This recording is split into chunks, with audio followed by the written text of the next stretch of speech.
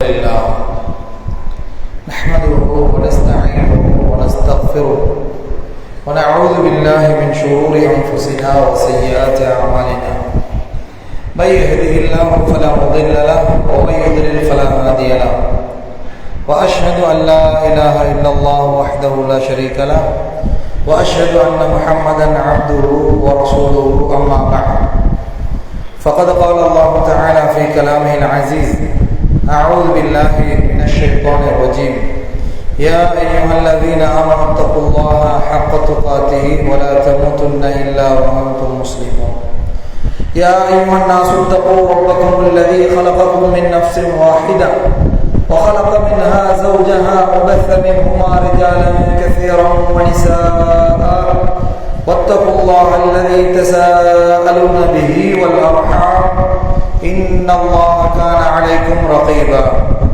يا أيها الذين آمنوا اتقوا الله وقولوا قولا سديدا يصلح لكم أعمالكم ويغفر لكم ذنوبكم ومن يطع الله ورسوله فقد فاز فوزا عظيما وقال نبينا صلى الله عليه وسلم فإن أصدق الحديث كتاب الله وخير الهدي هدي محمد صلى الله عليه وسلم وشر الأمور محدثاتها وكل محدثة بدعة وكل بدعة ضلالة وكل ضلالة في النار. எல்லாம் வல்ல அல்லாஹ்விற்கு எல்லா புகழும் அல்ஹம்துலில்லாஹ். வார்த்தைகளில் மிகவும் உண்மையானது அல்லாஹ்வுடைய வார்த்தையாகிய திருமறை குர்ஆன் என்பது. வாழ்க்கை வழிகாட்டுதல்களில் சிறந்த வழிகாட்டல் எம் உயிரிலும் மேலான நபிகள் நாயகம் ஸல்லல்லாஹு அலைஹி வஸல்லம் அவர்களுடைய வழிகாட்டல் என்றும், நாங்கள் செய்யக்கூடிய காரியங்களில் மிகவும் கெட்டது அல்லாஹ்வுடைய புனித இஸ்லாம் மார்க்கத்தில் அல்லாஹ்வும் அவனது தூதரும் சொல்லாதவைகளையும் செய்யாதவைகளையும் அங்கீகாரம் வழங்காதவைகளையும் செய்வதென்றும், அவ்வாறு செய்யக்கூடிய ஒவ்வொரு வழிபாடுகளும் நூதன அனுஷ்டானங்கள், ஒவ்வொரு நூதன அனுஷ்டானங்களும் வழிகேடுகள், ஒவ்வொரு வழிகேடுகளும் நரகத்திற்கே நம்மை கொண்டு போய் சேர்க்கும் என்று நபி ஸல்லல்லாஹு அலைஹி வஸல்லம் அவர்கள் தங்களது உரைகளின் போது நபி தோழர்களுக்கு ஞாபகம் செய்ததை போல என்னுடைய இந்த உரையின் ஆரம்பத்திலும் இந்த வாசகங்களை ஞாபகம் செய்தவனாக உரைக்குள் நுழைகின்றேன். அன்புள்ள இஸ்லாமிய சகோதரர்களே, இன்றைய குத்பா பேருரையின் தலைப்பு என்னவென்று சொன்னால், ஈமானின் இன்பத்தை அடைந்தவர்கள் என்கிற தலைப்பு தெரிவு செய்யப்பட்டிருக்கிறது. பொதுவாக அல்லாஹ்வுடைய தூதர் ஸல்லல்லாஹு அலைஹி வஸல்லம் அவர்கள் ஒரு செய்தியை நமக்கு எடுத்து சொன்னார்கள். இந்த செய்தி சஹீஹ் முஸ்லிம்ல 118ஆம் இலக்கத்தில் பதிவு செய்யப்பட்டிருப்பதை நம்ம பார்க்கிறோம். எப்படி வருது என்று கேட்டால், அல்லாஹ்வுடைய தூதர் ஸல்லல்லாஹு அலைஹி வஸல்லம் அவர்கள் சொன்னார்கள், பாதிரு பில் அமால், நல்லமல்களை விரைவாக செய்து கொள்ளுங்கள், நல்லமல்களை செய்வதில் அவசரமாக இருந்து கொள்ளுங்கள். உங்களுக்குள் பாதிரு என்ற வார்த்தை உங்கள் ஒருவருக்கொருவர் விரைவுபடுத்திக் கொள்ளுங்கள். எவ்வளவு அவசரமாக நல்ல மக்களை உங்களுக்கு செய்ய முடியுமோ அந்த அளவுக்கு அவசரமாக நல்லமல்கள் செய்வதில் எந்த தாமதமும் காட்டாதீர்கள் என்று அல்லாஹ்வுடைய தூதர் ஸல்லல்லாஹு அலைஹி வஸல்லம் அவர்கள் சொல்லிவிட்டு சொன்னார்கள், ஃபித்னன், ஒரு குழப்பம் வருவதற்கு முன்னால், ஒரு குழப்பம் வருவதற்கு முன்னாடி, எப்படியான குழப்பம்? ககிதஇல் லைலில் முظلم, இருள் சூழ்ந்த ஒரு இரவு போன்ற குழப்பம் வருவதற்கு முன்னால் நீங்கள் செய்கிற அமல்களை அவசரமாக அல்லாஹ்வினாலும் அவனது தூதரினாலும் சொல்லித்தரப்பட்ட, காட்டித்தரப்பட்ட, வழிகாட்டப்பட்ட அமல்களை விரைவுபடுத்தி செய்யுங்கள் என்று அல்லாஹ்வுடைய தூதர் சொன்னார்கள். சொல்லிவிட்டு சொன்னார்கள், அந்த ஃபித்னாவுடைய காலம் எப்படி இருக்கும் என்று சொல்கிற நேரம், யுஸ்பிஹு ரஜுலு முஃமினா வ யும்சி காஃபிரா, ஒரு மனிதன் காலையில் மூமினாக எழும்புவான். எப்ப? அந்த ஃபித்னாவுடைய காலம் என்று அல்லாஹ்வுடைய தூதர் சொன்னார்களே, அது வருவதற்கு முன்னாடி அமல்களை எவ்வளவு விரைவுபடுத்த முடியுமோ அவ்வளவு விரைவுபடுத்திக் கொள்ளுங்கள். அந்த ஃபித்னாவுடைய காலம் எப்படி இருக்கும்? இப்ப அல்லாஹ்வுடைய தூதர் விளங்கப்படுத்துகிறார்கள். யுஸ்பிஹு ரஜுலு முஃமினா வ யும்சி காஃபிரா, காலையில அந்த காலத்துல ஒரு மனிதன் மூமினாகத்தான் இருப்பார். காலையில பார்க்கக்குள்ள ஃபஜ்ர் தொழுதுகிட்டு முஸ்லிமான ஒரு நிலையில திக்ருகளை செய்து கொண்டு மார்க்கத்தினுடைய வரையறைகளுக்கு உட்பட்டு வாழ்வதை நீங்கள் பார்ப்பீர்கள். காலை பொழுதில் நீங்கள் அப்படி கண்டிருப்பீர்கள். வயும்சி காஃபிரா, மாலையாகிற நேரம் அதிசயம் என்னவென்றால் அந்த மனிதர் இந்த மார்க்கத்தை விட்டு போய்விட்டாரா என்கிற மெசேஜ் உங்களுக்கு கிடைக்கும். காலையில முஸ்லிமாக இருக்கின்ற ஒரு மனிதன், காலையில் அல்லாஹ்வை நம்பக்கூடிய ஒரு மனிதன் மாலையாகிற பொழுது அல்லாஹ்வை மறுக்கிறான். அப்படிப்பட்ட ஒரு காலம் வரும் என்றார்கள் அல்லாஹ்வுடைய தூதர். அப்படிப்பட்ட ஒரு காலம் வரும். எங்களுக்கு ஆச்சரியமா இருக்கு, என்னப்பா இன்னைக்கு மௌத்த கேள்விப்படுவோமே. சில சமயங்கள்ல நம்ம என்ன பண்ணுவோம் தெரியுமா, மரணத்தை கேள்விப்படுவோம். காலையில தானப்பா அந்த மனுஷன் நல்லா இருந்தாரு, அதுக்கடையில மௌத்தா. நான் காலையில தானே அவரை கண்டு கதைச்சுக்கிட்டு வரேன், அதுக்கடையில மௌத்தா என்று கேட்போமே. இது மாதிரி இது அடிக்கடி கேள்விப்பட்ட செய்தி இல்லையா, மரணத்தினுடைய செய்தி. ஒரு மனிதன் காபிராகுவதை நீங்கள் கண்கூடாக பார்ப்பீர்கள். காலையில நீங்க முஸ்லிமா இருந்து எல்லாரும் சலாம் சொல்லி அழகா கதைச்சுக்கிட்டு வந்த உங்களுடைய ஒரு கொள்கை உறவு, உங்களுடைய ஒரு ஈமானிய உறவு மாலையாகிற பொழுது அந்த மார்க்கத்தையே மறுத்து அல்லாஹ்வை மறுத்து ஒரு காபிரான ஒரு சூழ்நிலையில் நீங்கள் காண்பீர்கள். அல்லாஹ்வுடைய தூதர் சொன்னார்கள். அல்லாஹ்வுடைய தூதர் தொடர்ந்து சொன்னார்கள். எப்படி மாலை நேரத்தில் மூமினாக இருப்பார், வயுஸ்பிஹு காஃபிரா, அல்லது மாலையில் மூமினாக இருப்பவர் காலை அடைகிற பொழுது இரவு விடுவதற்கு முன்னால் அவர் அல்லாஹ்வை மறுத்து காபிராக விடுவார், மார்க்கத்தை மறுத்து காபிராகுவார். இது ஏதோ நடக்கிறதுக்கு சான்ஸ் இருக்குது அப்படின்னு சொல்றதுக்கு இல்லை. நம்ம சொல்லுவோமே சில நேரங்கள்ல போற போக்குல ஒரு பேச்சு பேசுவோமே, நடந்தாலும் நடக்கும் போறதை பார்க்கக்கூடாதுன்னு சொல்றது, அது இந்த வார்த்தைக்கு சொல்லல. ஏன்? இது வஹி. 7 வானங்களுக்கு மேலால் உள்ள ரப்புல் ஆலமீன் நபியுடைய உள்ளத்தில் இதை பதிவு செய்து நபியுடைய நாவினால் இது மக்களுக்கு எடுத்து சொல்லப்பட்டிருக்கிறது, எச்சரிக்கப்பட்டிருக்கிறது, ஆர்வமூட்டப்பட்டிருக்கிறது அமல்கள் செய்வதை. இதை ஒட்டித்தான் அல்லாஹ்வுடைய தூதர் அமல் செய்வதற்கு எங்களுக்கு ஆர்வமூட்டுகிறார்கள். அன்புக்குரிய இஸ்லாமிய உறவுகளே, அப்ப ஈமானை அடகு வைக்கிற காலம் வரும். ஈமானை அடகு வைக்கிற காலம் வரும். போன மாசம் முஸ்லிமா இருந்தாரு, இந்த மாசம் காபிரா போனாருங்கிறது கதை இல்ல. காலையில முஸ்லிமா இருந்து மாலையில் காபிரானார் என்பதுதான் அந்த காலத்துல ட்ரெண்டிங்ல இருக்கும். அப்படிப்பட்ட ஒரு காலம் வரும் என்றார்கள் அல்லாஹ்வுடைய தூதர். இன்னும் சொன்னார்கள் அல்லாஹ்வுடைய தூதர், எப்படியா அவர் கொண்டிருக்கின்ற கொள்கையை, அவர் கொண்டிருக்கின்ற மார்க்கத்தை அவர் என்ன செஞ்சிருவாரு, உலக ஆதாயங்களுக்காக, உலக இன்பங்களுக்காக, உலக பொருட்களுக்காக ஈமானை விற்று விடுவார் என்று அல்லாஹ்வுடைய தூதர் சொன்னார்கள். எதை விற்பாரு? வீட்டில் உள்ள சொத்தை, சுகத்தை, காணிய பொருளை கிடையாது. உலகத்தில் உள்ள புகழ்ச்சிக்கு மயங்கி, உலகத்தில் உள்ளவர்களுடைய வாய் வார்த்தைகளுக்கு மயங்கி அவர் என்ன பண்ணுவார், தனது ஈமானை அடகு வைக்கிற காலத்தை நீங்கள் பார்ப்பீர்கள். இந்த மாதிரி ஒரு குழப்பம் நிறைந்த காலம் வருவதற்கு முன்னால் நீங்க என்ன பண்ணுங்க தெரியுமா, நீங்க அவசரமாக குழப்பம் வந்து ஒரு அமலும் செய்யலாம் இல்லையா. ஏன்னா இது சாதாரண குழப்பம் கிடையாது, உங்களோட வீட்டு பிரச்சனை கிடையாது, நாட்டு பிரச்சனை கிடையாது.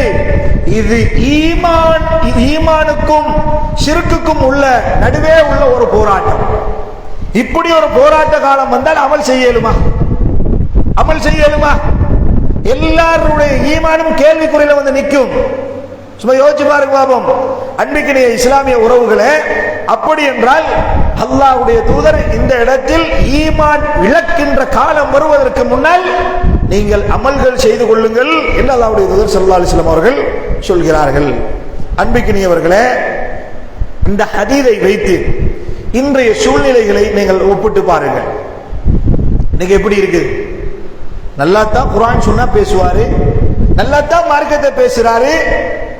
ஆனால் என்ன பண்ணுவார் என்றால் அவருடைய தேவைகளுக்காக மார்க்கத்தை மாற்றுகிற காட்சி, அவருக்கு ஒரு இடத்தில் புகழாரம் சூட்டுகிறார் என்பதற்காக அப்படி சில இடங்கள்ல நாங்க அப்படி போகத்தான் வேணும், இல்லாட்டி பள்ளி செய்யலாண்டுவாங்க. இல்லாட்டி நிர்வாகம் செய்யலுமா? நாங்க கொஞ்சம் வளைஞ்சி நெளிஞ்சி குனிஞ்சி போக வேண்டிய இடத்துல கொஞ்சம் குனிஞ்சி போகத்தான் வேணும், சரிதானே? இல்லாட்டி மார்க்கம் செய்யலாம், குர்ஆன் சுன்னா செய்யலாம், பள்ளி செய்யலான்னு சொல்லுவோம். அல்லாஹ்வுடைய தூதர் குனிய வேண்டிய இடத்தில் குனிந்திருந்தால் அல்லாஹ் தஆலா குர்ஆன்ல சொல்கிறான், வத்து லவ் துத்ஹினு ஃபயுத்ஹினூன். அவர்கள் நினைக்கிறார்கள், அந்த முஷ்ரிக்குகள், அந்த இறை மறுப்பாளர்கள் நினைக்கிறார்கள், ஆசைப்படுகிறார்கள், நீங்கள் வளைந்தால் அவர்களும் வளைந்து கொடுப்பதற்கு அவர்கள் நினைக்கிறார்கள். அல்லாஹ் சொல்லிட்டான், என்னது? மார்க்கத்தில் நான் சொன்னதுதான் சட்டம், நான் சொன்னதுதான் மார்க்கம், அதை மீறி நீங்கள் கையடிக்க போகக்கூடாது. உங்களோட சொந்த விவகாரங்களை நீங்க கையடிப்பீங்களா? சொந்த விவகாரங்களை நீங்க விட்டு கொடுப்பீங்களா? ஒருத்தர் 10 லட்சம் ரூபாய் சல்லி தர இருக்குது. 10 லட்சம் என்னங்க? 10 லட்சம் 50,000 ரூபாய் வைங்க, 25,000 ரூபாய் வைங்க. கோர்ட்ல வழக்கு கேஸ் நிக்கிறா இல்லையா? 25,000 ரூபாய்க்கு சண்டை முடிச்சுக்கண்டு அடிச்சுக்கண்டு நானாவும் தம்பியும் பேசாத காட்சி, தாயும் மகளும் பேசாத காட்சி, தந்தையும் மகனும் பேசாத காட்சிகள் எத்தனை ஆயிரத்தை உலகத்தில் இந்த பிரச்சனையை நாங்கள் பார்க்கிறோம். அப்ப சாதாரணமான என்னிடத்தில் இருக்கக்கூடிய ஒரு 15,000 ரூபாய் 25,000 ரூபாய்க்காக வேண்டி உறவுகளை பகைத்து நடக்கின்றன. அல்லாஹ்வுடைய மார்க்க விஷயம் வரக்குள்ள மட்டும் என்ன பண்றது? அதெல்லாம் பிரச்சனை இல்லை, கொஞ்சம் என்னது பரிவு காட்டித்தான் நாங்க போகணும், இல்லாட்டி என்ன பண்ணலாது? மார்க்கத்தை செய்யலுமா? அப்படின்னா நீங்க இங்க இருக்கப்படாது, அரபு தேசங்களுக்கு என்ன செய்யணும்? பொட்டிய கட்டணம்னு சொல்லுவாங்க. அன்புக்குரிய இஸ்லாமிய சகோதரர்களே, அரபு தேசத்துக்கு மட்டும் வந்த மார்க்கம் அல்ல இஸ்லாம், அகில உலகத்தையும் ஆள வந்ததுதான் இஸ்லாம் என்பதை முதற்கண்ணாக நானும் நீங்களும் புரிந்து கொள்ள வேண்டும். அன்பிற்கினியவர்களே, அப்ப ஈமானின் இன்பத்தை கண்டவர்கள் யார்?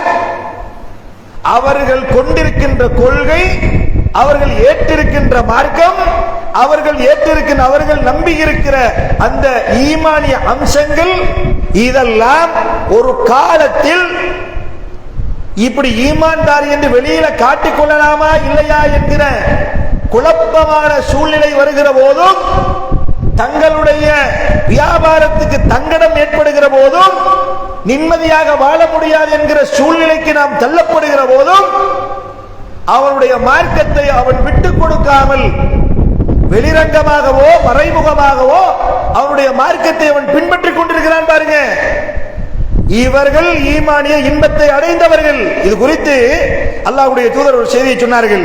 அனஸ் இப்னு மாலிக் ரலியல்லாஹு அன்ஹு அவர்கள் அறிவிப்பு செய்கிறார்கள், சஹீஹுல் புகாரியில 6941 இலக்கத்திலும், சஹீஹு முஸ்லிம்ல 43 இலக்கத்திலும் இந்த ஹதீஸ் பதிவு செய்யப்பட்டிருப்பதை நம்ம பார்க்கிறோம். எப்படி வருது? சலாசுன், 3 அம்சங்கள் இருக்கின்றன. மன் குன்ன ஃபீஹி, அவைகள் யாரிடத்தில் அமையப்பட்டிருக்கிறதோ, 3 சப்ஜெக்ட் இருக்குது. அல்லாஹ்விடத்தில் சொல்றாங்க, அந்த 3ம் யாரிடத்தில் இருக்கின்றனவோ, வஜத ஹலாவத்தல் ஈமான், அவர் ஈமானுடைய டேஸ்டை அடைந்து விட்டார். ஈமான் டேஸ்டை நீங்க அடையணுமா? நம்ம என்ன பண்றோம்? நம்ம சொல்றோம், நான் ஒரு முஃமின், நான் ஒரு ஈமான்தாரி, அல்லாஹ்வை நம்பக்கூடியவன், அல்லாஹ்வினால் நம்பப்பட வேண்டும் என்று சொல்லுகின்ற அனைத்து அம்சங்களையும் நம்பியவன் என்று நம்ம சொல்றோம். ஆனால் இங்கு ஒரு கேள்வி எழுகிறது. ஈமான் கொண்டால் ஒரு இன்பம் ஒன்று இருக்குமா? ஈமான் கொண்டால் அதற்கென்று ஒரு சுவை உண்டா? அதுக்கென்று ஒரு டேஸ்ட் இருக்குதா? அதை நம்ம எல்லாரும் அனுபவிச்சிருக்கிறோமா? அது என்னப்பா ஈமானிய டேஸ்ட்? ஒரு பொருளை கொண்டு வந்து தந்தால் அதை வாயில் போட்டு மென்று பார்த்து விட்டு என்னுடைய டேஸ்டை புளிப்பா உரப்பா என்பதை நம்ம சொல்லிடுவோம். தேனை கொண்டு தந்தால் அதனுடைய இனிமையை நாங்கள் என்ன செய்வோம்? நாங்க அந்த அளவுக்கு வர்ணனை செய்து காட்டி விடுவோம். ஆனால் ஈமானிய டேஸ்ட் என்பது, ஈமானிய இன்பம் என்பது, அது ஒரு பொருள் அல்ல, ஒரு மெட்டீரியல் அல்ல. அது உள்ளத்தில் வருகிற ஒரு ஆன்மீக ரீதியான ஒரு நம்பிக்கை. அந்த நம்பிக்கை தொடர்ந்து வருகிற செயல்பாடும், அதில் நடக்கின்ற எதிர்ப்பு கணைகளும், அதற்கு நாம் எப்படி முகம் கொடுக்கிறோம் என்கின்ற வருகிற பொழுது, அந்த நேரத்தில் நடந்து கொள்வதை வைத்துத்தான் அவருடைய இன்பங்களை நாம் அடைகிறோமா இழக்கிறோமா என்பதை நம்ம புரிஞ்சு கொள்ளலாம். நாங்க எல்லாரும் இதை இன்னத்தரை பார்த்து டெஸ்ட் பண்ண வேண்டிய தலைப்பு கிடையாது. நம்ம எல்லாரும் நம்மளோட உள்ளத்தோடு இப்போது கேள்விகளை தொடுப்போம். நான் ஈமானிய இன்பத்தை, ஈமானிய டேஸ்டை அடைந்து விட்டேனா? ரசூலுல்லாஹி ஸல்லல்லாஹு அலைஹி வஸல்லம் அவர்கள் 3 அம்சங்களை நமக்கு சொன்னார்கள். இந்த 3 அம்சங்கள் யாரிடத்தில் இருக்கிறதோ அவர் ஈமானிய இன்பத்தை அடைந்து கொள்வார். அது என்னையாம்? அல்லாஹ்வுடைய தூதர் சொல்றாங்க, ஒன்று ஐயகூன அல்லாஹ வ ரசூலுஹு அஹப்ப இலைஹி மிம்மா சிவாஹுமா, அல்லாஹ்வும் அவனது தூதரும் நீங்க அவங்க 2 பேரையும் நேசிக்கணும். எப்படி நேசிக்கணும்? அஹப்ப இலைஹி மிம்மா சிவாஹுமா, அவங்க 2 பேரும் தான் நம்பர் 1. அவங்க 2 பேருக்கு பிறகுதான் எனக்கு மத்த எல்லாமே. அவங்க 2 பேர், அல்லாஹ்வுக்கு பிறகுதான் மத்த எல்லாம். அல்லாஹ்வுடைய தூதருக்கு பிறகுதான் எனக்கு இந்த உலகத்தில் என்னுடைய தாய், என்னுடைய தந்தை, எனது உற்றார், எனது உறவினர்கள், எனது தொழில், எனது சொத்து, எனது சுகம், எனது உசுறு எல்லாமே என் ரப்புக்கும் என் ரப்பினுடைய தூதருக்கும் பிறகுதான் எனக்கு இடம் உண்டு என்று ஒருவர் அல்லாஹ்வையும் அல்லாஹ்வுடைய தூதரையும் நேசிப்பாராக இருந்தால் அவர் ஈமானின் இன்பத்தை அடைந்து விடுவார் என்று அல்லாஹ்வுடைய தூதர் ஸல்லல்லாஹு அலைஹி வஸல்லம் அவர்கள் சொல்கிறார்கள். அன்பிக்கினிய இஸ்லாமிய உறவுகளே, முதலாவது அம்சத்தை எடுங்க. அல்லாஹ்வையும் தூதரையும் உலகத்தில் உள்ள எல்லாரை விடவும் நேசிக்கிறேன் என்று சொன்னா அது என்ன? அது அடையாளம் என்ன என்றால் அல்லாஹ் தஆலா குர்ஆன்ல சொல்றான். எப்படி குர்ஆன்ல சொல்றான்? குல், நபியே நீங்கள் மக்களிடம் சொல்லுங்கள், இன் குந்தும் துஹிப்பூனல்லாஹ, அல்லாஹ்வை நீங்கள் நேசிப்பவர்களாக இருந்தால், அல்லாஹ்வை நீங்கள் விரும்புபவர்களாக இருந்தால், ஃபத்தபிஊனி, நபியே நீங்கள் சொல்லுங்கள் என்னை பின்பற்றுமாறு சொல்லுங்கள். அதாவது நபியே உங்களை பின்பற்ற சொல்லி சொல்லுங்கள். யுஹ்பிபுகுமுல்லாஹ், அல்லாஹ் அவர்களை நேசிப்பான். அல்லாஹ் என்ன சொல்றான்? அல்லாஹ்வை நேசிப்பதனுடைய உண்மையான யதார்த்தம் என்ன? உண்மையான நிலைப்பாடு என்ன? நபியை நாம் நபியுடைய அரிச்சுவடுகளை பின்பற்ற வேண்டும். அப்படி பின்பற்றினால் அதனால் கிடைக்கின்ற பெனிஃபிட் என்ன? யுஹ்பிபுகுமுல்லாஹ், பின்பற்றுகின்றவர்களை அல்லாஹ் நேசிக்கிறான். அல்லாஹ்வுடைய நேசம் வந்தா நம்மள அல்லாஹ் நரகத்தில் போட்டுருவானா? நமக்கு கேள்வி கணக்கு கஷ்டமாகுமா? கபரில் கஷ்டமாகுமா? உயிரை கைப்பற்றுகிற பொழுது கஷ்டப்பட்டு அல்லாஹ் தஆலா கைப்பற்றுவானா? இல்லை. அல்லாஹ் தஆலா தொடர்ந்து எங்களுக்கு இன்பகரமான வாழ்க்கையை பின்னால் வைத்திருக்கிறான். அல்லாஹ் நேசிக்கிறான். நேசித்தது மட்டுமல்ல, நபியை பின்பற்றினால் வயக்ஃபிர் லக்கும் துனூபக்கும், உங்களுடைய பாவங்களையும் அவன் மன்னிக்கிறான். விலகினா உங்களுக்கு நபியை பின்பற்றதுல நம்ம சில விஷயங்களை தெளிவா தெரியாம வச்சிருக்கிறோம்.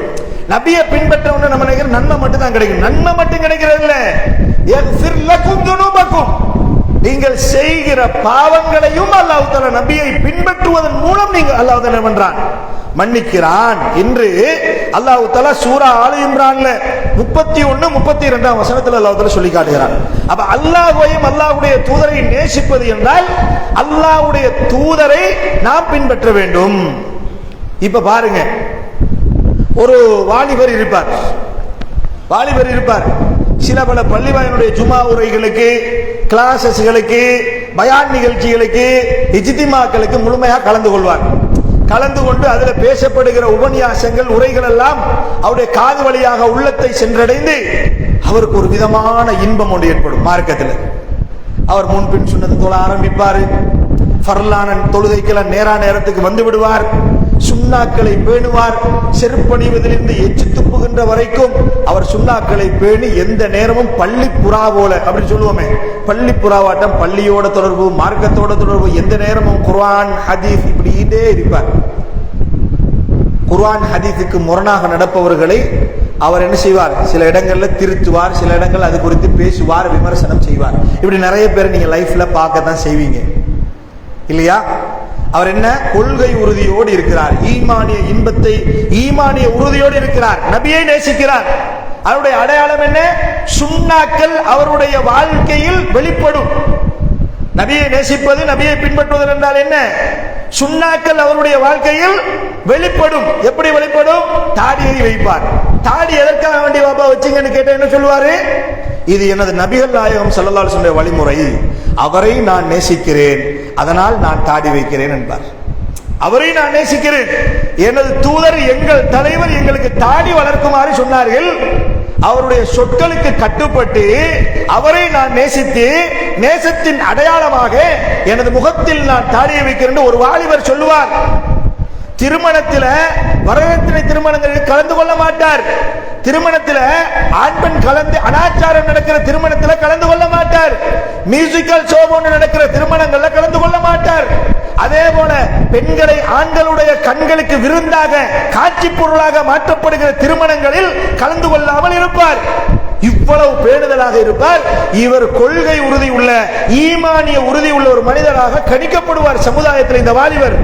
எதுவரைக்கும் இவருடைய கொள்கை இவருடைய ஈமான் உண்மையா பொய்யா என்பதை கண்டறிகிற ஒரு காலத்தை அல்லாஹ் கொண்டு வருவான். எங்க கொண்டு வருவான் தெரியுமா? அவருக்கு கல்யாணம் நடக்கணுமே, அவருக்கு திருமணம் நடக்கணுமே, அவருடைய தங்கச்சிக்கு கல்யாணம் நடக்கணுமே, அவருடைய தாத்தாக்கு கல்யாணம் நடக்கணுமே. இது வரக்காண்டி பொறுமை கொள்கை பேசிக்காண்டிதான் இருப்பார். வரதட்சணை திருமணத்துல கலந்து கொள்றல்ல, வட்டி எடுக்கிறல்ல, அது செய்யறல்ல, இது செய்யறல்ல, மேக்கப் பண்ணி ஆண்களுக்கு கொண்டு வந்து காட்டுறதில்ல, இஸ்தால் அடிக்கிறல்ல, அப்படி 1008 சப்ஜெக்டுகளை கொண்டு வந்து பேசுவார். இவருக்கும் 20, 22, 23 வயசாகும். திருமணம் பேசுவார்கள். பேசுகிற பொழுது பொன் பேசுறதுல என்ன செஞ்சிருவாரு? அவுட். அது என்ன செய்யணும்? நானும் எனக்கும் விருப்பம் நல்ல ஒரு குர்ஆன் சுன்னா புள்ளைய முடிக்கிறதுக்கு. ஆனாலும் என்னது வீட்டில் நிலைமை தெரியும் தானே உங்களுக்கு அப்படின்னு முதலாவதே என்ன செஞ்சிருவாரு? விட்டு கொடுத்துருவார். ரெண்டாவது எங்க வருவாரு? ஒரு மாப்பிள்ளை கோலத்தில் போறோம்னா கொஞ்சம் அழகா இருக்கணும். அழகுன்னு சொல்லக்குள்ள எங்கட ஆக்களுக்கு முதலாவது கண்ணில் போடுற என்ன கர்மமோ தெரியாது, தாடியில தான் கண்ணை கையை வைப்பான். முதலாவது எங்க ஒரு அழகுன்னு சொல்லக்குள்ள இங்கே தான் வருது. என்னதான் அது? இதை கொஞ்சம் ஷோர்ட் பண்ணி நல்லா ட்ரிம் பண்ணி கொஞ்சம் நல்லா ஸ்மார்ட்டா வந்து பவுடர் அடிச்சு கிடிச்சு வந்தா தான் அது கொஞ்சம் என்ன நடிகர்கள் மாதிரி இருக்குமா. அப்ப என்ன பண்ணுவாரு? உடனே அங்க கை வைப்பார். எங்க அவர் சாதாரணமா 16, 17 வயசுல இருந்து வச்ச தாடி, முளைச்சதுல இருந்து வச்ச தாடி எங்க 25 வயசுல கை வச்சிருவார். இதுவரை காட்டி நீங்க தாடி வைக்காத முகத்தை பார்த்து சலாம் சொல்லலையே, சுண்ணாவை பேசினீங்களே, குர்ஆனை பேசினீங்களே, வரதட்சணை கல்யாணத்துக்கு நீங்க போகலையே, பெண்களை தெரிவு செய்கிற விடயத்துல தூதருடைய சுண்ணாவை ஃபாலோ பண்ணணும்னு சொன்னீர்களே, அதுக்கு மாற்றமான திருமணங்கள்ல நீங்க கலந்து கொள்ளலையே என்று கேட்டால் என்ன சொல்லுவார்கள்? அதுக்கேத்த மாதிரி ஃபத்வா வந்து எங்க சரி தேடி பிடிச்சி ரெடி பண்ணுவாங்க. அதுக்கேத்த மாதிரி ஃபத்வா. அப்ப இது அல்லாஹ்வுடைய தூதரை நேசிக்கிற லட்சணமா? இதான் உண்மையாக நம்ம அல்லாஹ்வுடைய தூதரை நேசிக்கிறோமா? இல்லை. உலகமே எதிர்த்து வந்து நின்றாலும் மார்க்கத்தில் சரியாக படித்து பின்பற்றி ஒழுக்கத்தோடு நடக்கிற ஒரு மணமகளைத்தான் நான் எனது வாழ்க்கை துணைவியாக ஏற்றுக்கொள்வேன். நிக்கணும். கல்யாண ஸ்டேஜ் அல்ல, நான் வேறு உலகத்தில் எந்த உயர்தரமான ஸ்டேஜுக்கு போனாலும் இந்த சுன்னா என்னை மண் தின்னும் வரைக்கும் எனது முகத்தில் தான் இருக்கும் என்று தாடியை நினைக்க வேண்டும் ஒரு வாலிபன். ஏனென்றால் இது உலகத்தின் எங்கள் தலைவர் நபிகள் நாயகம் காட்டி தந்த சுன்னா என்று அவன் உரத்த குரலில் சொல்லி பழக வேண்டும். இதுதான் அல்லாஹுவையும் அல்லாஹ்வுடைய தூதரையும் நேசிக்கிற வழிமுறை. அன்பிக்கினியவர்களே, நான் ஒரு செய்தியை நான் உங்களுக்கு சொல்றேன் பாருங்க. இந்த முதலாவது ஃபத்வாவுல அல்லாஹ்வுடைய தூதர் ஸல்லல்லாஹு அலைஹி வஸல்லம் அவர்கள் மரணித்து விட்டார்கள். அல்லாஹ்வுடைய தூதர் மரணித்து விட்டார்கள். அல்லாஹ்வுடைய தூதர் மரணித்ததற்கு பின்னாடி அபூபக்கர் சித்திக் ரலியல்லாஹு அன்ஹு அவர்களும் உமர் இப்னுல் கத்தாப் ரலியல்லாஹு அன்ஹு அவர்களும் ரெண்டு பேரும் ஒரு இடத்துல சந்திச்சு கொள்றாங்க. சந்திச்சு சொல்றாங்க, நாம அல்லாஹ்வுடைய தூதர் உயிரோடு இருக்கிற நேரத்தில் நம்ம உம்மு ஐமன் ரலியல்லாஹு அன்ஹா அவருடைய வீட்டுக்கு அடிக்கடி போய் அவங்களோட பேசிட்டு இருக்கிறது வழக்கம். இப்ப அல்லாஹ்வுடைய தூதர் இல்லை, எங்களுக்கும் அந்த வீட்டு பக்கம் போய் படல, நம்ம ரெண்டு பேருமாவது சரி போய் ஒருக்கா உம்மு ஐமன் ரலியல்லாஹு அன்ஹா அவனோட வீட்டுக்கு ஒரு சத்தம் போய் வருவோமே, ஒரு எட்டு பார்த்துட்டு வருவோமே என்று ரெண்டு பேரும் பேசுறாங்க. சரி, அபூபக்கர் சித்திக் ரலியல்லாஹு அன்ஹு அவர்களும் உமர் இப்னுல் கத்தாப் ரலியல்லாஹு அன்ஹு அவர்களும் முடிவெடுத்து போகிறார்கள். போகிற பொழுது அந்த வீட்டுக்குள்ள காலடி எடுத்து வைத்து சலாம் சொல்லி உள் நுழைந்தது பொழுது உம்மு ஐமன் ரலியல்லாஹு அன்ஹா அவர்கள் அழுது கொண்டிருக்கிறார்கள். வீட்டுக்குள்ள ரசூலுல்லாஹ் மௌத்தா போய் மிச்ச காலம், அல்லாஹ்வுடைய தூதர் மௌத்தா போய்ட்டாங்க. அபூபக்கர் ரலியல்லாஹு அன்ஹுடைய ஆட்சி காலம். ரெண்டு பேரும் போறாங்க, சந்திச்சுட்டு வருவோமே, தூதர் இருக்கும்போது நம்ம எல்லாரும் போயிருக்கிறோமே என்ற ஒரு இதுக்காக போறாங்க. அவர் அந்த நிலையிலும் அழுது கொண்டிருக்கிறார், உம்மு ஐமன் ரலியல்லாஹு அன்ஹா. அப்ப இவங்க ரெண்டு பேரும் போய் ஆறுதல் சொல்றாங்க. எப்படி நினைச்சுக்கிட்டு ஆறுதல் சொல்றாங்க தெரியுமா? ஒன்னும் யோசிக்காதீங்க, அல்லாஹ்வுடைய தூதர் மௌத்தா போய்ட்டாங்க, இனி அல்லாஹ்விடத்துல அல்லாஹ்வுடைய தூதருக்கு ஒரு நல்ல இடம் இருக்குந்தானே, அது நலவு தானே, அல்லாஹ்வுடைய தூதர் மௌத்தா போனா அல்லாஹ்வுடைய தூதர் அல்லாஹ் கைவிடுவானா? அல்லாஹ் தஆலா அவருக்கு எவ்வளவு உயர்ந்த இடத்தை கொடுப்பான்னு தெரியுமா? அப்படி சொல்லி அல்லாஹ்வுடைய தூதருடைய மரணத்துக்குத்தான் இவர் அழுது கொண்டிருக்கிறார் என்று நினைத்துக் கொண்டு அவர்கள் இருவரும் ஆறுதல் சொல்றாங்க. ஆறுதல் சொன்ன பொழுது அந்த பெண்மணி உம்மு ஐமன் ரலியல்லாஹு அன்ஹா சொல்றாங்க, எனக்கு தெரியும் அல்லாஹ்வுடைய தூதர் மரணித்ததுக்கு பிறகு அல்லாஹ் தஆலா அவனிடத்தில் நல்ல இடத்தை கொடுப்பான் என்பது எனக்கு தெரியாமல் இல்லை. அது நான் நல்லாவே அறிந்து வைத்திருக்கிறேன், இது நல்லா எனக்கு தெரியும். ஆனால் இன்னி நான் அழுவதல் வலாக்கின் அப்கி, நான் அழுவதெல்லாம் எதற்கு தெரியுமா? அதாவது அன்னல் வஹ்ய கதின் கதஅ மினஸ் ஸமா. சுப்ஹானல்லாஹ், அல்லாஹ்விடத்திலிருந்து வருகிற வஹி அல்லாஹ்வுடைய தூதருடைய மரணத்திற்கு பின்னால் வராதே என்பதை நினைத்துத்தான் நான் அழுகிறேன். பட் எதை நினைச்சு சஹாபாக்களுடைய அழுகை? எதை நினைச்ச அழுகை? இது அல்லாஹ்வுடைய தூதர் உயிரோடு எங்களோடு 23 ஆண்டு காலம் வாழ்ந்தார்கள். 23 ஆண்டு காலத்தில் அடிக்கடி நாங்கள் செய்கிற தவறுகளை கண்டித்து அல்லாஹ் மெசேஜ் அனுப்புவார். அல்லாஹ்வுடைய தூதர் எங்களை கூட்டி வைத்து அதை சொல்லுவார்கள். சந்தோஷமான ஒரு மெசேஜ் வரும், அதை கூட்டி வைத்து அல்லாஹ்வுடைய தூதர் சொல்லுவார்கள். நரகம் சம்பந்தமான எச்சரிக்கை வரும், அதனை எங்களிடத்தில் அல்லாஹ்வுடைய தூதர் பகிர்ந்து கொள்வார்கள். அடிக்கடி அல்லாஹ்வுக்கும் எங்களுக்கும் இடையிலே ஒரு தொடர்பு இருந்து கொண்டே இருந்தது. அல்லாஹ்வுடைய தூதர் இன்று மரணித்து மன்னரையை சந்தித்து விட்டார்கள். இப்ப அல்லாஹ்வுக்கும் எங்களுக்கும் இடையிலே உள்ள அந்த தொடர்பு துண்டிக்கப்பட்டு விட்டது. அல்லாஹ்வுடைய தூதர் மௌத்தா போனா எப்படி அப்பா வஹி வரும் என்று நினைத்து நான் அழுது கொண்டிருக்கிறேன் என்று சொன்னார்கள். அந்த பெண்மணியுடைய அழுகை இவர்கள் இருவரையும் அழ வைத்தது. அபூபக்கர் சித்திக் ரலியல்லாஹு அன்ஹு அவர்களும் உமர் இப்னுல் கத்தாப் ரலியல்லாஹு அன்ஹு அவர்களும் அழுதார்கள் என்கிற செய்தியை நம்ம பார்க்கணும். கண்ணியத்துக்குரிய இஸ்லாமிய சகோதரர்களே, அல்லாஹ்வையும் தூதரையும் அல்லாஹ்வுடைய மார்க்கத்தையும் நேசித்ததல் என்றால் இப்படி இருக்கணும். நபித்தோழர்கள் இப்படித்தான் நேசித்தார்கள். அல்லாஹ்வுடைய தூதரை உலக விவகாரங்களில் கூட நபித்தோழர்கள் கடுமையாக பின்பற்றிய நபித்தோழர்களாம் வாழ்க்கையில் இருக்கிறார் என்பதை நாம் புரிந்து கொண்டு வல்ல ரப்புல் ஆலமீன் நம் அனைவருக்கும் ஈமானை அடைந்து அதனுடைய இன்பத்தை பெறக்கூடியவர்களாக ஆக்கி அருள் பாலிப்பானாக.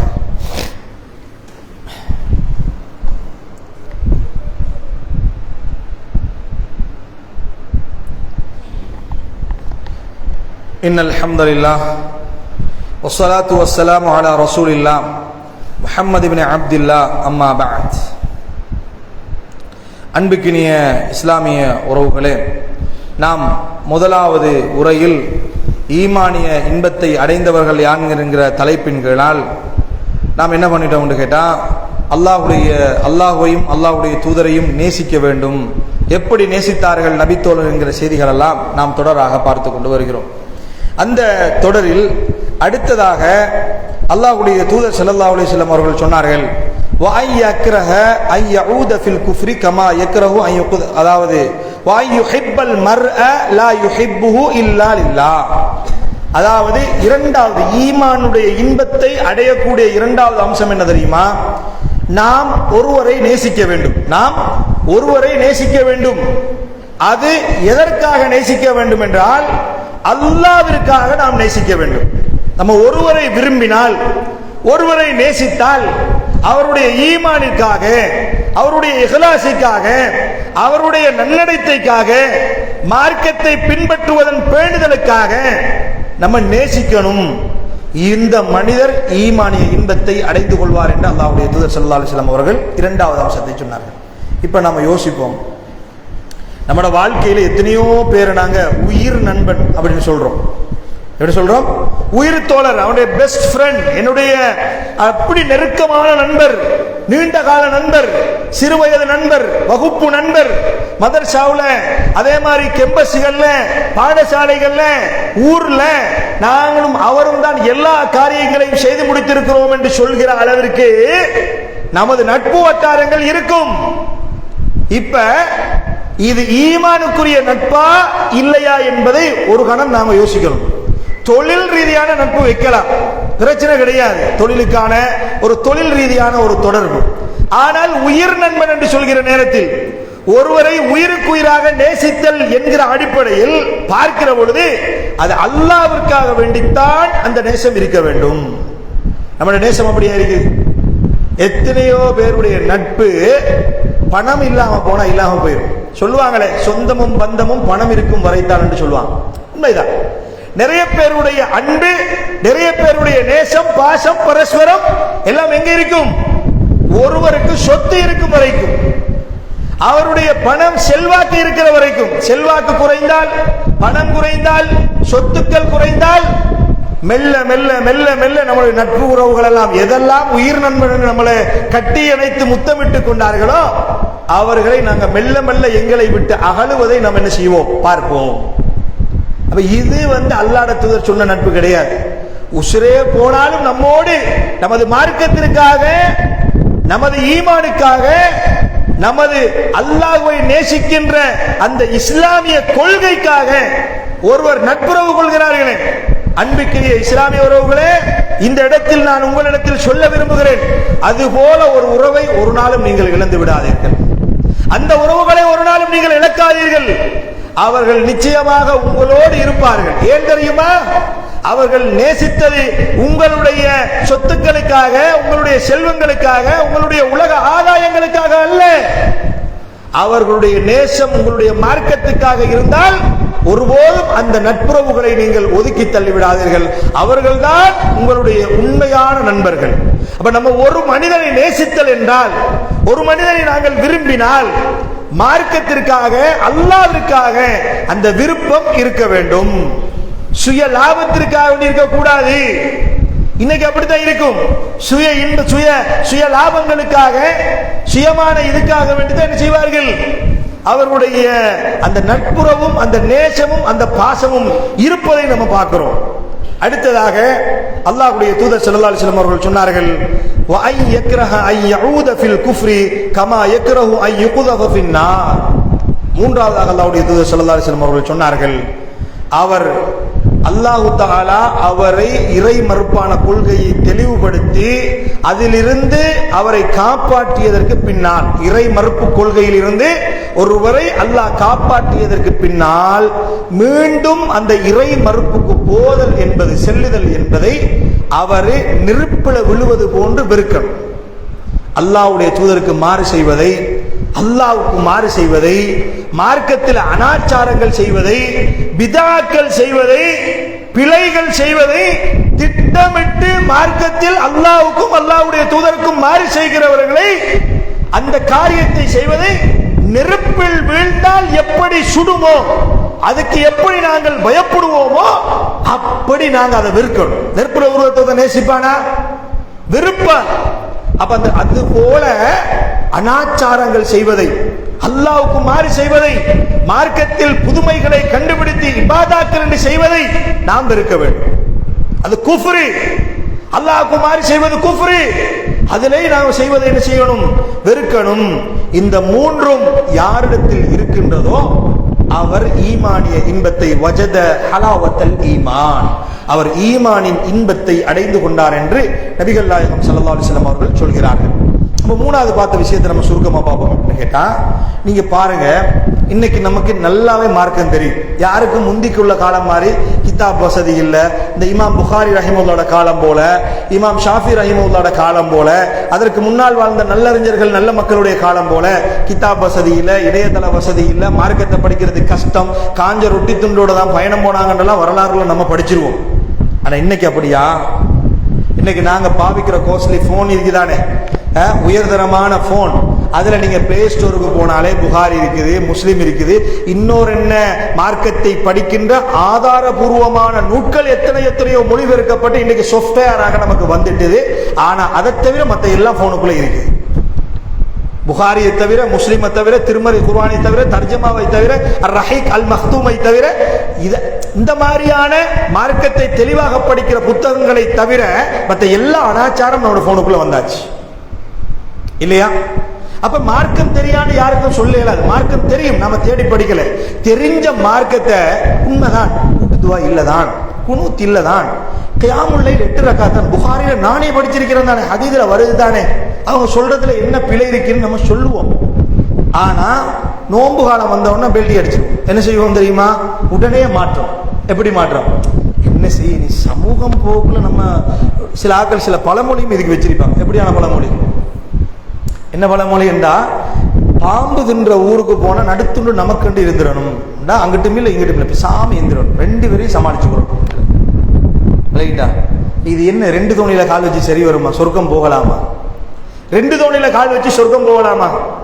பிழையான கொள்கை, தெள்ள தெளிவாக இது குஃப்ர் என்று தெரியும், அல்லாஹ்வுக்கு செய்கிற மிகப்பெரிய துரோகம் என்று தெரியும். அல்லாஹ்வுடைய தூதர் 23 ஆண்டு காலம் தனது உதிரத்தை சிந்தி எத்தனையோ நபித்தோழர்களுடைய உயிர் தியாகம் செய்து அவருடைய இரத்தத்தின் மூலமாக உருவாக்கப்பட்ட இந்த இஸ்லாத்தை, கொண்டு தரப்பட்ட இந்த இஸ்லாத்தை இவர்கள் வஞ்சகத்தனமாக மோசமான முறையில் அதை குழி தோண்டி புதைக்கிறார்கள் என்பது தெள்ள தெளிவாக எங்களுக்கு தெரியும். தெரிஞ்சுக்கிட்டு என்ன பண்ணுவோம் என்று கேட்டால், நாம எல்லாரோடையும் அட்ஜஸ்ட் பண்ணி நாம என்ன செய்யணும், கொஞ்சம் பணிஞ்சுதான் போகணும் என்ற ஒரு முடிவுக்கு வரமாண்டா, அதுல நம்ம கணக்கெடுக்கலண்டா, அதை நாங்க நெருப்புல விழுகிற மாதிரி வெறுக்கலண்டா, எங்கட ஈமானை இப்ப தட்டி பார்க்க வேண்டிய கட்டத்தில் நானும் நீங்களும் இருக்கிறோம். என்னத்தை தட்டி பார்க்கணும்? ஆஹா, உண்மையிலே எனக்கு ஈமான், நான் முஸ்லீமா முனாஃபிக்கா இப்ப பார்க்கணுமா இல்லையா? நான் முஸ்லீமா நான் முனாஃபிக்கா? தெளிவா மார்க்கம் தெரியும், தெளிவா இஸ்லாம் தெரியும், தெளிவா கொள்கை தெரியும், குர்ஆன் சுன்னா எல்லாமே தெரியும். ஆனா எனக்கு பின்பற்றதுல கொஞ்சம் கஷ்டமா இருக்கேன்டா. இப்ப அல்லாஹ்விடத்துல என்ன செய்யணும்? யா அல்லாஹ், எனக்கு நேரான பாதையை காட்டுது, சத்தியம் எதுன்னு எனக்கு தெரியுது, ஆனா செய்யறதுக்கு முறை வருது இல்ல. முனாஃபிக்குகளை போல என்னுடைய உள்ளம் நினைக்குது. இது முனாஃபிக்குடைய பண்பு. எதுன்னு உண்மை தெரியும், ஆனா செய்ய மாட்டார்கள், முனாஃபிக்குடைய பண்பு. எனவே அப்ப நாம இப்ப ஒரு கணம் யோசிக்கணும், நான் ஒரு முஸ்லிமா ஒரு முனாஃபிகா? அல்லாஹ்விடத்துல தௌபா செய்து அதிலிருந்து மீண்டு வரணும். அன்பிக்கினியவர்களே, உலகம் என்பது ஒரு முறை வாழ்க்கை.